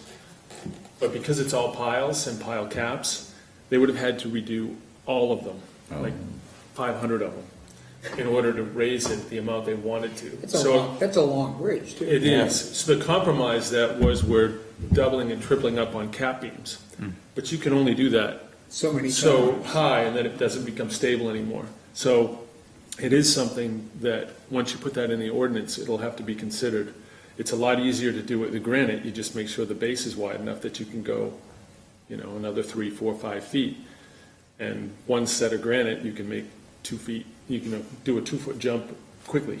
So there should be some thought in how you do that. And that's one of the things that brought us. I haven't, That's one of the things that brought us to this discussion. Even before the moratorium, this committee was already talking about reconsidering the heights restrictions in the ordinances. As a minimum, you should base it off the highest annual tide instead of mean high water. Right. And is there a way that we can add surge as a consideration into? I think we have to look at all the aspects of Because one of the climate discussions change. was That's where not, highest annual tide gets. not only are we experiencing sea level rise, but the severity of the storms that are occurring as a result of environmental changes are creating additional surge. A lot So, of this floodplain stuff is 100-year surges or 50-year surges or whatever, not just, yeah, and if you look Going back at the 1 year. flood data right now, the surge or the high mark in the town of Camden it's like crazy. Yeah. I mean, Yeah, well, you've got flood zones. I mean, I've looked at this for quite a few years about what would I recommend if you guys asked me what that map should be. And because this is not a new topic. I mean, I can remember having this discussion with the Harbor Committee 10, 15 years ago. This comes up over and over. Right, and the only reason for keeping them low is the aesthetic. Yep. That's it, from the town's perspective. Which is a reasonable, which is a Which is reasonable another reason to concern. go out there and look Right. at the heights and try to visualize if that was 2 feet higher, would that really make a big difference? Right. I think in some places it might, in other places where you've got to go down 30 feet from where the house is to get to the pier, because there's a steep bank, it probably wouldn't, right? I mean, it would blend in. So I think it's worth looking at, but I do think that looking at highest annual tide as the base instead of mean high water, because that can make a foot to 2 feet difference. Highest annual tide, though, is not storm surge, it's still water. Right, still. And so that elevation is published every year by NOAA, and that's what DEP and the Corps use as the limit of the resource. That's where I think, Zoning uses it too, so it's a good baseline. well, that's where I think, I bristle a little when they say sea level rise. I think it should say climate change. Because climate change encompasses sea level rise, the highest annual tide, as well as storm surge as well, and then we can get into other things. Okay, time is a wasting, so I do want to wrap this up. This has been super productive. There is bad news, and that is that this is a big enough topic that I think we need to have another meeting on it this month. I think we need to keep this moving, and so would you all be available to have another meeting on this? It would just be a regular Harbor Committee meeting. And I was looking at that last week in August, probably the 24th. Does anyone? no problem. 24th? I would have trouble with it. All righty. How about the 17th? I couldn't make that. Conflict. How about the 31st? 31st is good. I can do 31st. Do the 30, you good with that, Bob? Do you think? 31st? It's before the weekend, it's before the Labor Day weekend. Wednesday? It's a Wednesday. It's a Wednesday. Yeah, that's good. Let's aim for that one. Let's go for the 31st. I think it's important to, that this is an important topic, and we are making sufficient progress in scheduling extra meetings. 8 a.m. For it. 8 a.m. again in this location. Other agenda items, the last one is very quick. We do have a couple of things coming up that we're going to need to be talking about. I just want to put in everyone's radars. We have the harbor fees we're going to have to do in November. We're going to have to look again at the fee schedule so that the select board can look at them in December. We do have thank you, sir. We do have a memorial bench application up as well. And then a bigger one, and I want to be careful we don't do it maybe at the same meeting that we talk about this one. We need to start talking about the dinghy dock situation in Camden, in the inner harbor. It has become a problem this year. I've been notified by a number of people. And Steve Pixley and Liz, the harbor clerk, are working on a solution that they would like to propose. what's the quick nature of the problem? Too many boats? Too many boats, too many kayaks, too many canoes, too many dinghies, too many big boats, too many everythings. It's just too full. And it's becoming very, very problematic. So that one will be a somewhat big one on our discussion. I think that is all. Thank you, guys. That was a big meeting. Yes, Bruce? Question about harbor fees.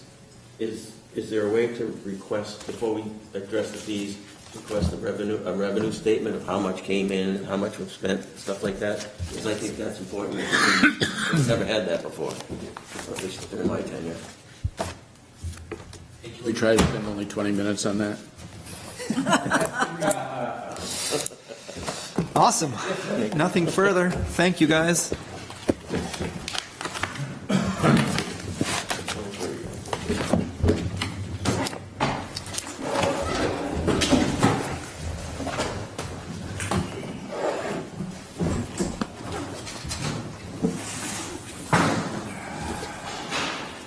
Oops, turn that.